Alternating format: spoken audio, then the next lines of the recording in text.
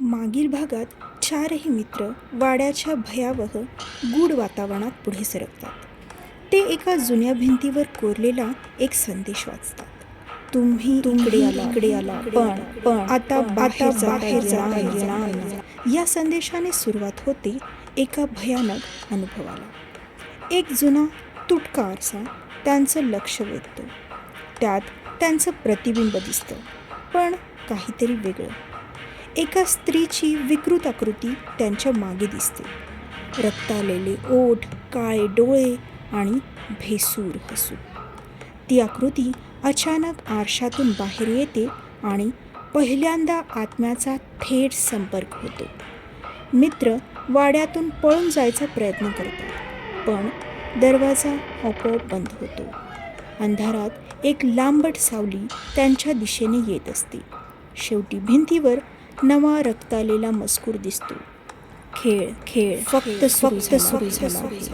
अजून खूप काही बाकी आहे. आता पुढे. मुख्य दरवाजा बंद झाल्यानंतर चारही मित्रांनी भीतीने एकमेकांकडे पाहिलं. ते अजूनही त्या भयानक आरशातून बाहेर आलेल्या बाईच्या प्रतिमेच्या धक्क्यातून सावरत नव्हते. आता काय करायचं? करणच्या आवाजात घबराट स्पष्ट दिसत होती. एखादा दुसरा मार्ग शोधूया, रोहित म्हणाला. वाड्यात अंधार गडद होत चालला होता. टॉर्चच्या प्रकाशात त्यांना समोर एक प्रशस्त जिना दिसला, जो वरच्या मजल्याकडे जात होता. शक्यतो तिकडे नको जाऊया, विक्रम म्हणाला. पण आकाशने पुढे चालतच राहणं पसंत केलं. त्यांच्या प्रत्येक पावलासोबत मजल्याच्या लाकडी फरशांवर चर चर आवाज येऊ लागला. वाड्यातील वरच्या मजल्यावर पोहोचताच त्यांना एक लांबट कॉरिडॉर दिसला. दोन्ही बाजूंना अनेक बंद दरवाजे होते. ह्या खोल्यांमध्ये काहीतरी असणार, आकाश पुटपुटला. ते एका दरवाजाजवळ थांबले आणि ते हळूच उघडलं. खोलीत एका जुना झुपक्याचा दिवा मंद उजेड टाकत होता. आत भिंतींवर अनेक चित्रे लावलेली होती. हे कोण आहेत? करणने एका चित्राकडे बोट दाखवलं. त्या चित्रात चौघे मित्र उभे होते, अगदी त्यांच्यासारखेच. हे आपल्यासारखे दिसतात, विक्रम म्हणाला. त्या क्षणी चित्रात एक बदल झाला.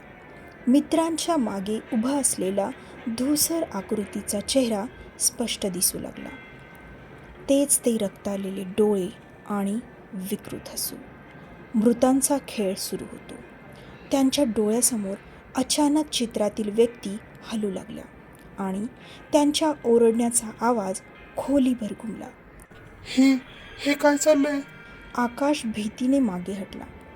त्या क्षणी भिंतीवरचं एक चित्र सरकून मागे एक गुप्तदार उघडलं. आपण आता परत फिरायला हवं, करण घाबरत म्हणाला. नाही, आपल्याला सत्य बाहेर काढावे लागेल, विक्रम निर्धाराने पुढे होत म्हणाला.